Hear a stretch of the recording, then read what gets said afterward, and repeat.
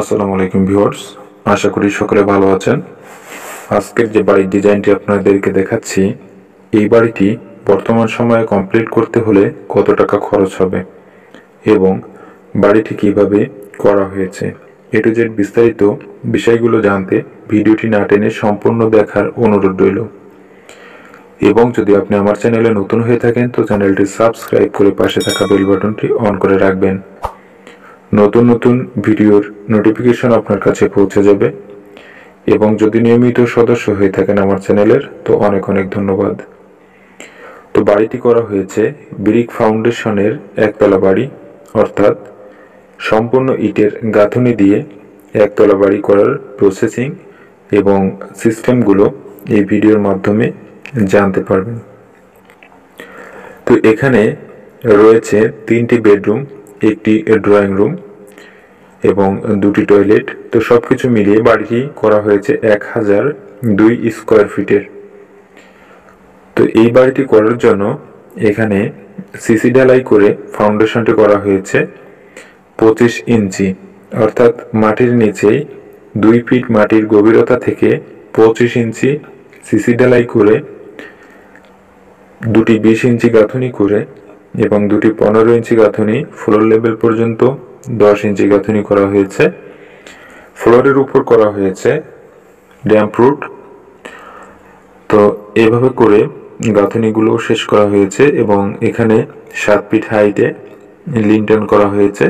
তো লিন্টনটি করা হয়েছে 5 ইঞ্চি বাই 6 ইঞ্চি, হাইটের দিকে 6 ইঞ্চি এবং ওয়ালের লেভেল অর্থাৎ 5 ইঞ্চি ইটের সমান রেখে লিন্টনগুলো করা হয়েছে। তো বাড়িটির রুমগুলোর দৈর্ঘ্য প্রস্থের স্পেসগুলো এখানে দেখতে পারবেন ফ্লোর প্ল্যানে। তো এখানে ফোর্সটি করা হয়েছে সামনের দিকে 10 ফিট বাই 8 ফিট এবং এখানে রয়েছে একটি বেডরুম। তো এই বেডরুমটি করা হয়েছে 12 ফিট বাই 12 ফিট এবং অপর সাইডে রয়েছে এখানে ড্রয়িং রুম।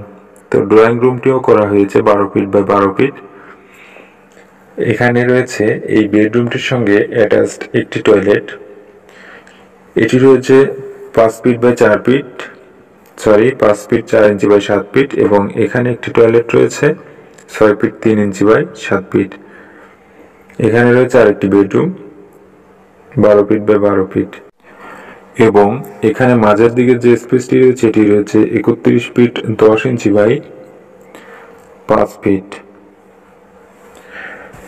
এখানে রয়েছে dining room 12 feet by 12 feet করা হয়েছে এটি।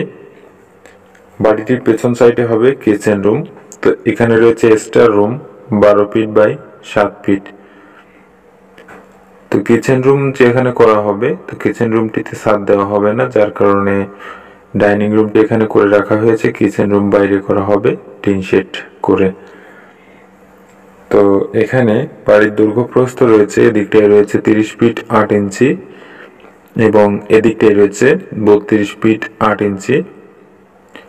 সর্বমোট বাড়িটির ফ্লোরে রয়েছে 1002 স্কোয়ার ফিট এবং এখানে জায়গার প্রয়োজন হয়েছে 2.30 শতক জায়গা, 1.39 কাঠা জায়গায় বাড়িটি নির্মাণ করা হয়েছে।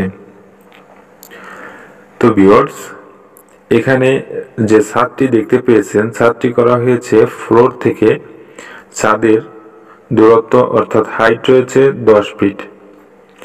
তো 10 ফিট রাখার কারণ হলো গরমের সময় যে সময় আপনি ফ্যান ইউজ করবেন তো সেই সময়ের একটি বড় ধরনের সুবিধা পাবেন এবং সাধারণত একতলা বাড়ির জন্য ছাদের হাইট 10 ফিট একটি সঠিক পরিমাপ এবং সঠিক নিয়ম। এটি সব দিক থেকে যদি আপনি সুবিধা পেতে চান তাহলে অবশ্যই 10 ফিট হাইটে ছাদ দিতে হবে এবং বাথরুম কিচেন রুম এগুলাই 7 ফিট হাইটে ছাদ দেওয়া হয়, কারণ স্পেসটি কম থাকার কারণে ছাদের দূরত্ব কম রাখা হয়। কিন্তু রুম যত বড় করা হোক না কেন আপনার ছাদের হাইটটি 10 ফিটই মিনিমাম একটি স্টেপ।